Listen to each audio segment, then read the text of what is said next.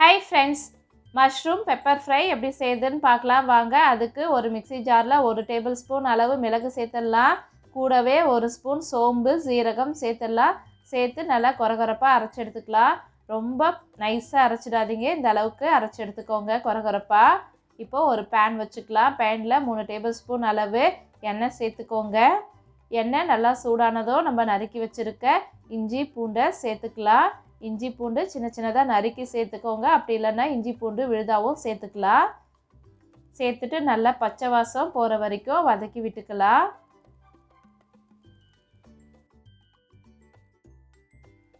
இஞ்சி பூண்டு நல்லா வதங்கினதுக்கப்புறம் ஒரு கொத்து கருவேப்பிலை சேர்த்துக்கலாம்.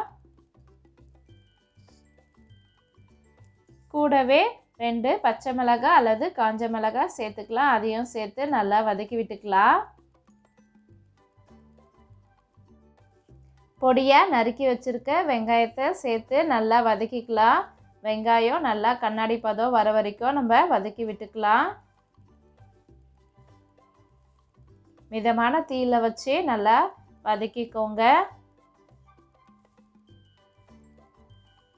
இப்போது வெங்காயம் நல்லா வதங்கினதுக்கப்புறம் நம்ம நறுக்கி வச்சுருக்க மஷ்ரூமை சேர்த்துக்கலாம்.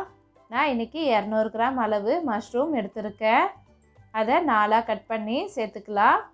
உங்களுக்கு எந்த அளவுக்கு சைஸ் வேணுமோ அது மாதிரி நீங்கள் கட் பண்ணி எடுத்துக்கோங்க. 4ஆ 3ஆ கட் பண்ணி எடுத்துக்கலாம். கூடவே நறுக்கி வச்சுருக்க கேப்சிகமும் சேர்த்துக்கலாம். சேர்த்து நல்லா வதக்கி விட்டுக்கோங்க.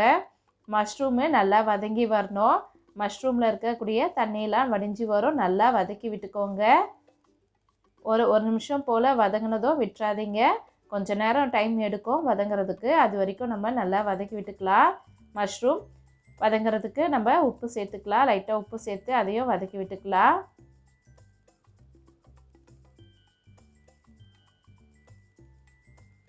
பாருங்கள் நல்லா வதங்கிடுச்சு. இப்போ கொஞ்சமாக மஞ்சத்தூள் சேர்த்துக்கலாம். அதையும் சேர்த்து நல்லா வதக்கி விட்டுருங்க.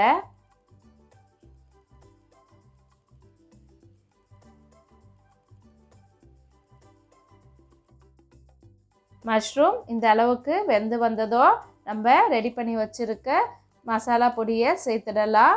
அதாவது மிளகு ஜீரகம்லாம் அரைச்சி வச்சுருக்கோம் இல்லைங்களா, அந்த பொடியை சேர்த்துடலாம். எல்லாத்தையும் சேர்த்து நல்லா மிக்ஸ் பண்ணி விட்டுருங்க.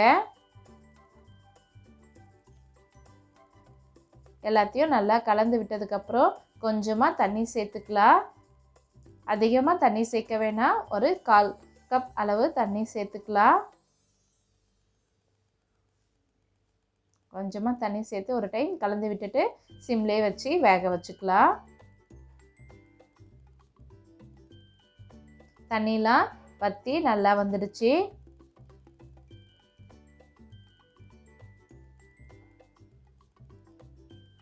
நம்மளுடைய மஷ்ரூம் பெப்பர் ஃப்ரை ரெடி ஆயிடுச்சு. நல்லா டேஸ்டியான மஷ்ரூம் பெப்பர் ஃப்ரை காரசாரமாக ரெடி ஆயிடுச்சு. கடைசியாக கொஞ்சமாக மல்லித்தழை சேர்த்துடலாம். ரெஸ்டாரண்ட்டில் கிடைக்கக்கூடிய veg starter mushroom pepper fry ready ஆகிடுச்சு. நீங்களும் இந்த ரெசிபியை உங்கள் வீட்டில் ட்ரை பண்ணி பார்த்துட்டு எப்படி இருக்குன்னு கமெண்ட்டில் சொல்லுங்கள். இந்த வீடியோ உங்களுக்கு பிடிச்சிருந்தா லைக் பண்ணுங்கள், ஷேர் பண்ணுங்கள், கமெண்ட் பண்ணுங்கள், மறக்காமல் சப்ஸ்கிரைப் பண்ணுங்கள். தேங்க்யூ. By by. நெக்ஸ்ட் வீடியோவில் பார்க்கலாம்.